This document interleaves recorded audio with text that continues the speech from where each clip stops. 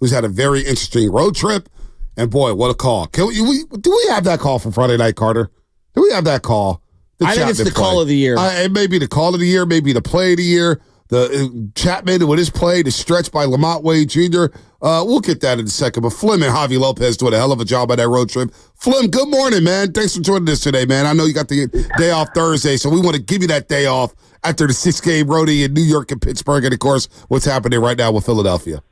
I could use a day off in a good way. It's been quite a little run here, and don't give me any credit for the call. It was the play that made it. What an unbelievable play that was from Matt Chapman. One of the best, considering the circumstance, truly one of the best defensive plays I've ever seen, ever. I mean, we had Chapman on that morning, Flem, and he was ticked off by the play he made in Pittsburgh. And I said, that play where he ends the game and he stabs at it, he picks it up with his bare hand and throws a seed over to first base to end the game. And he goes, well, I was ticked off because I didn't catch it cleanly. And then that play happens that night where he does barehanded, one hops it to Lamont Wade Jr. He makes the stretch. You and Javi Lopez are going crazy in the booth, and the Giants rally again from a 4-run deficit. What a play that was, and what a trip for this team. Now everybody's starting to believe here, and they win a game last night, Flem, where I'm thinking, boy, Spencer Howard, Sean Jelly, you got the Rogers brother. How are you going to do this? Yet they shut out the Phillies and they win the series yesterday. And I'm going to start off with Sean Jelly because this guy, Shasky and I, we're thinking he's not a major leaguer. And then you look at the last 28 days, 2.35 ERA, and the trust factor's going up and up and up when it comes to Sean Jelly. What a turnaround for him, Flem. Give him one extra pitch. I mean, to me, he's a great example of true player development. Like, how do you help a player be the best version of themselves? And Jelly was he was getting killed by left-handed hitters, the first few times he came up as big leaguer over the last several seasons. So what do? We got to find another weapon. And look, is his cutter his best pitch? It is not. Is he throwing it a whole lot? He isn't. But just his work to get a new pitch that runs in on the left-handed hitter, just to plant a seed, like they can't just sit on one speed or one type of movement, has opened up like a whole new world for him. I hope it sticks because he's worked his tail off to get better and better and better and experience some failure, which everybody in this game experiences. And he's come out on the other side of it, and they wouldn't have won the game without him yesterday. I mean, that is Zach Wheeler, arguably the best pitcher in the league, against a bullpen day, and the Giants win that game. That is a great win. After losing your first baseman, and we'll get to him in a second, who was just, on fire to start the year, I want to go back last week. Like, this last week has been, it's night and day. It feels like it's completely re-energized the entire fan base. I'm watching that clubhouse, and I want to go back to Luis Matos because he gets the sac fly last night, but it was him with 2 strikes. I believe it was a 2-2 count. He fouls one down the line, and you and Javi are saying, hey, slow roll this one, take your time getting back into the batter's box. Yep. And then he rips one into left center, is booking it out of the box. The left fielder, this is in Pittsburgh, kind of bobbles the ball, and he dives head first as the glove's getting slammed into him and the ball's flying over. Like, that moment, I feel like ever since then, it's been one of the most fun weeks of baseball I can remember as a Giants fan. I'm glad you brought up that play. I think you could stretch and make an argument and say that's the biggest play of the year that he made there. And I thought that it set a tone. And I don't know if you guys have noticed this too, but this isn't a knock on anybody else. But this team is playing so hard right now. And look, you have guys like Thairo Estrada who are doing that every day, no matter what, and have been for the last few years. And the Giants have a very professional group down there. But I am going to give some credit to Matt Chapman and to Jung-Hoo Lee. And I think the Giants coaching staff has helped foster a culture where this happens a lot. But those guys are playing hard every single play of every single game, no matter what the score is. And that has trickled down now to this whole team where you're seeing that kind of effort all over the field every day. And Matos especially. Matos is playing, to my eyes, way harder than he did last year. And it's little plays like that are making a big difference for him. He's playing harder, running the bases. He's doing a much better job in the outfield. He's made huge improvements there. He's really, really been a big part of this great Giants week. No, there's no doubt about that. Matos playing well. Ramos is playing well. You mentioned it. They're playing hard. They're believing with each other. The pitching staff is starting to come together here with this bullpen. And you mentioned a couple weeks ago with this Flem that Bob Melvin has been edgier than you believed he was. You know, you're getting around him a little bit more here this first go around with the Giants as a manager, and you could see it, the urgency with this team now. As we flip this calendar to June, it does feel like this team is becoming more urgent, and they're starting to believe a little bit, saying, you know what, we got to stack wins here. We're playing for jobs, we're having fun, but it also is about winning, and it feels like, look, I had a disagreement with Melvin putting in inserting Duvall into the game with a 7-2 lead. I get it, he warmed him up, and then you don't have him on a Sunday. But overall, I think he's done a hell of a job working his bullpen over the last week, Flem. Yeah, and I think, when I said that to you guys, first of all, I think I still believe that. It still kind of surprises me being around him more than I ever have been before. But I mean it as a compliment. And really what I think Bob has done is, because running a baseball team is so complicated in so many ways. You're thinking about today, you're thinking about tomorrow, you're thinking about next year. There are so many layers to running an organization. But I think what Bob has decided is, look, I'm the on-field manager. My job is to win the game that's right in front of me. And to me, that's a Bruce Bochy trait too. Like, it's easy as a manager to get caught up in the big planning and mapping stuff out. And if I have not a criticism for Gabe Kapler, I do think that Gabe often would do this, where he's thinking 1, 2, 3, 4 days ahead. And I guess my issue with that is I do think that subliminally that sends a message to your team. It sends a message to your team of like, yeah, we can play for another day, or we can, this game may not be as, and I think Bob's feeling is, my job as the manager is win every single game, worry about tomorrow after we win this game today. And I think it has trickled to the players to where there is that urgency to win the game that's in front of us. And we're not going to worry about usage and who's off and what our lineup's going to look like tomorrow and who's hurt and who's in there and who's not. We're just going to focus on winning this game. And it's a very healthy way to go. Let the front office, let the roster get managed by someone else. Let those decisions get made by someone else. You go down and win a freaking game. And that's what I think Bob's message to this team has been. It's really working. Yeah, I mean, you've seen him in late game situations, and a lot of them have worked out. Some not necessarily, but pinch hitting Wilmer in a certain situation, and then pinch running Luciano, and Luciano runs around and gets great secondary leads, balls bat in front, boom, he steals 2 bags, right? And you see it yesterday where he pinch hits Tyler Fitzgerald, and then it takes the ghost runner, because instead of Wisely, you have Fitzgerald in the 10th inning after he strikes out in the 9th. Like, there's little subtle things that I'm seeing him maneuver with this roster, and I'm really liking it. That brings me to shortstop. Wisely's playing really good right now. He's way better at shortstop defensively than I anticipated. How do they navigate shortstop right now? I think it's going to be Wisely's job for now, as long as he's playing like this. Now, I haven't seen the lineup today, but I took down in the clubhouse yesterday.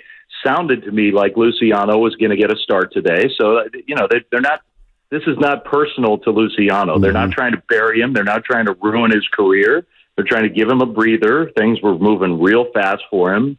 And look, a game like last night is the absolute perfect example of why you can't have a guy who is struggling that badly out there in a close game in the late innings. The ball will find you, and the game will be decided by that. And so, the Giants need to solidify that. It's such an important position. It is on every team. It's especially important on the Giants, where not only their starters, but their relievers are ground ball pitchers. Duvall's a ground ball pitcher. Tyler Rogers is a ground ball pitcher. Yep. So early in the game, late in the game, you got to have solid defense at that spot. So I think for now it's going to be Wisely.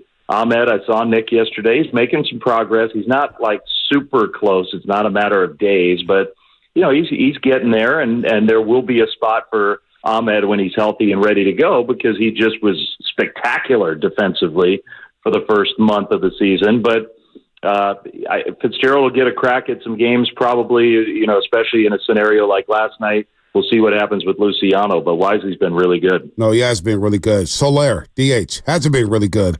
Had some opportunities yesterday. He started to find it a little bit on a road trip, but the batting average is low. He's not hitting for power. He's not hitting with runners in scoring position. He's not doing much of anything right now as a DH, and you hope that he can find it.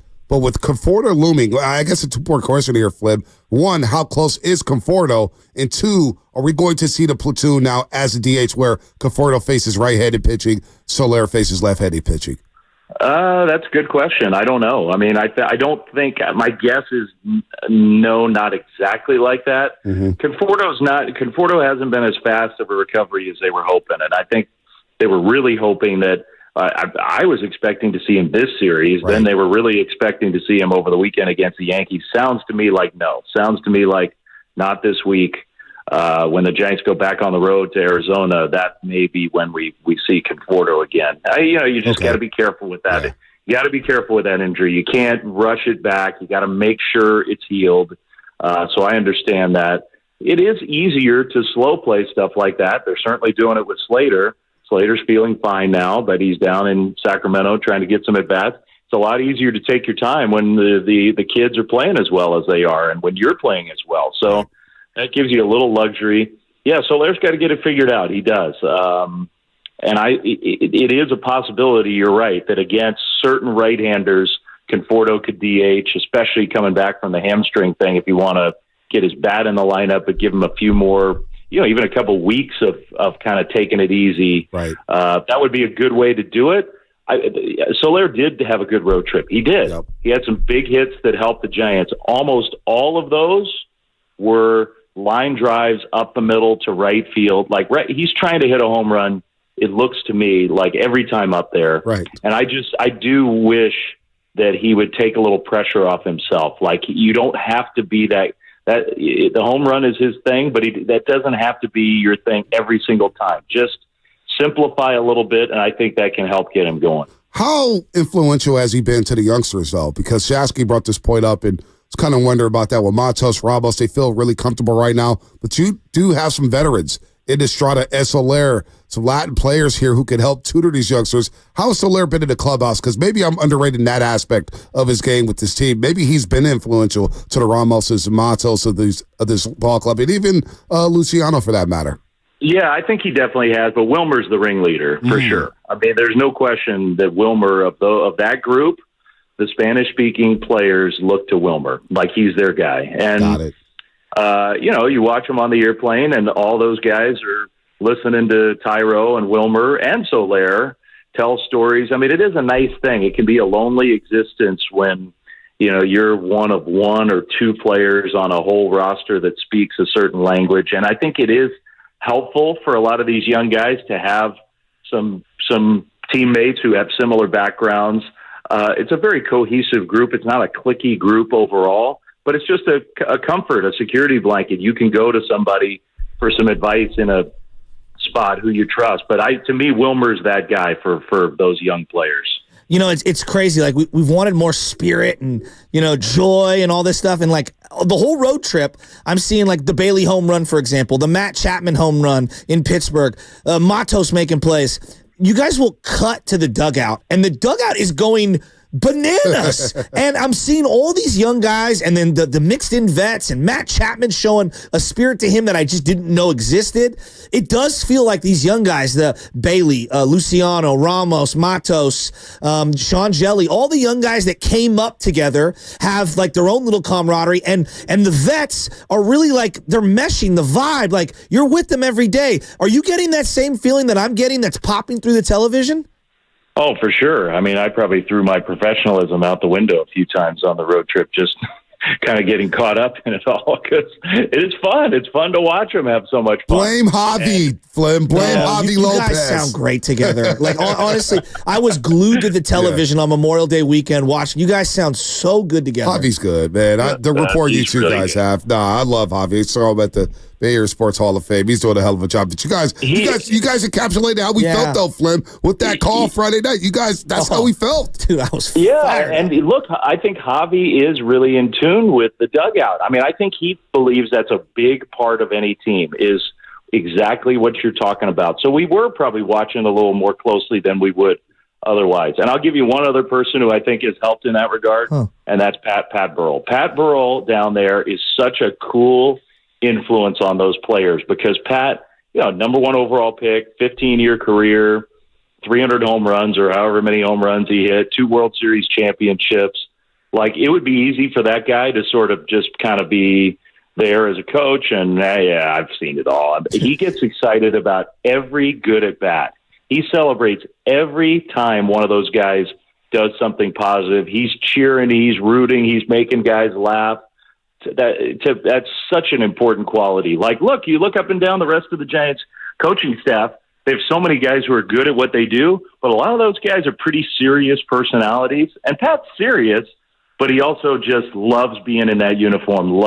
And there's something about his joy and positivity that I think is also helping. It's funny you referenced him because I brought him up earlier in the show, and I said to Bonte, we always like go crazy on the hitting guy, whoever the hitting manager is or the hitting coach. And I'm like, I'm watching the approach from all these guys and their ability to get a runner over or to do their job, just simply do their job. Soler gets a fly ball the other day. Chapman tags up the third, and Bailey's the back runner, and he tags up. Like, it's a simple, small play that gets lost in the sauce. Yaz hits a base hit down the line, and both runs score. The attention to detail from the players and then added athleticism, like, they're winning in a variety of ways here, Flem.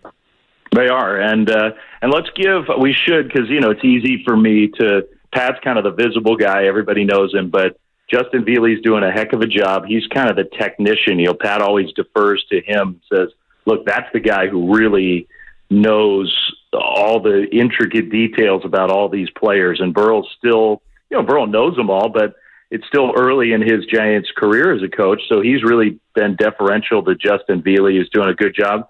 And Pedro Guerrero is the other hitting coach, and Pedro's job during games mostly is be in the cage, late innings, help the guys who are going to come in off the bench. And the Giants have had so many of those good late inning at-bats. He's doing something right to help those guys get into a good mindset to hit in a pressure spot. So, they're doing it all different ways, and that makes it fun for everybody. The whole roster has been included on this hot streak. Every single one of those players has contributed. No doubt about that. Hopefully they'll get Blake Snell going. I have a lot of patience with Blake Snell because the lifetime numbers in the second half of the season favor Blake Snell. He's had some dynamic post-All-Star break splits over the course of his career. But we'll get to that next week when we see him after he pitches against the New York Yankees. Hopefully he gets right then. Today is Kyle Harrison going for the sweep, but a third straight series win for the Giants. This time they're doing it against the Phillies, a team that swept them a month ago in Philadelphia. They were not looking good at all on that road trip, but these Giants are different right now, Flem, and they're rolling right now, and you're rolling in that booth